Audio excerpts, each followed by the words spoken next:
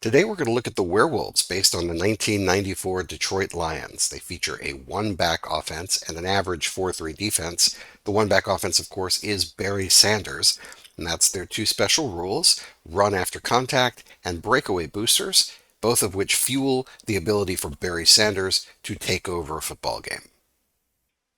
The Werewolves feature three formations. Ace Big is their run-heavy formation, Ace Doubles is their balanced formation, and Four Wide is their pass-heavy formation. One thing to notice is that all of the runs in the Werewolves decks are value 2. This is a deliberate feature that we'll explain in just a moment. The Werewolves feature 10 tokens that they come with, which constitutes the total number of run after contact tokens that you can earn. Every time the Werewolves run the football, they will earn one token onto their card. At the end of the drive, they collect those tokens. And those tokens, after they've been collected, can then become a +1 to any run. They can be used in tandem as well. So if we have several that are earned at the same time, once they are earned, they can be spent all at the same time. Let's pick up the action now. 2nd down and 2 from the 40. Werewolves have the ball. They've called Ace Big versus the Fire's 4-3. The play call is a power run of 2, and the defense is a zone with a 2 value in their run column. This is a gain of nothing because the power run has no minimum gain. And so right now a gain of 0. We pull the game day card, and it is a perfect route, so that is a pass effect. It has no effect, so this is a gain of nothing. However, as we can see here, we have 4 tokens that have been earned through earlier drives where each one of these is 1 yard line. So the Werewolves could very easily take those 2 and spend them and turn this gain of nothing into a gain of 10 and a 1st down. Barry Sanders making something out of nothing. The most that the Wolves can earn on any one drive is 5 tokens. So they can't have more than 5 tokens earned. Even if they run more than 5 times in a drive, they can only stack 5 tokens per drive. Once they've stacked those 5 tokens, they can simply harvest and pull them over at the end of the drive, and now they've got 5 plus the 2 they had before. This is 7 yard lines worth of run that you have in your back pocket. All you've got to do is call a running play, and you can add 35 yards to the play result. Let's pick up the action now in the 2nd quarter. It's 1st down and 6 from the 50, and the Werewolves have called Ace Double versus a 4-3.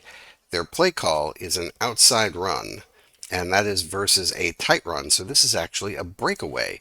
So even though the run value of 2 is lower than the run value defense of 3, this is going to be a minimum gain of 1 because of the breakaway. Let's go ahead and process the breakaway. So we've got the minimum gain of 1 plus 1. So right now that's a gain of 2.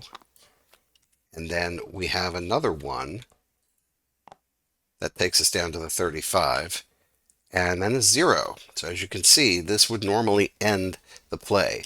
But because it's Barry Sanders, we actually have this booster on a breakaway run. You ignore the first 0. You also ignore any fumbles. So Barry Sanders on a breakaway will not fumble.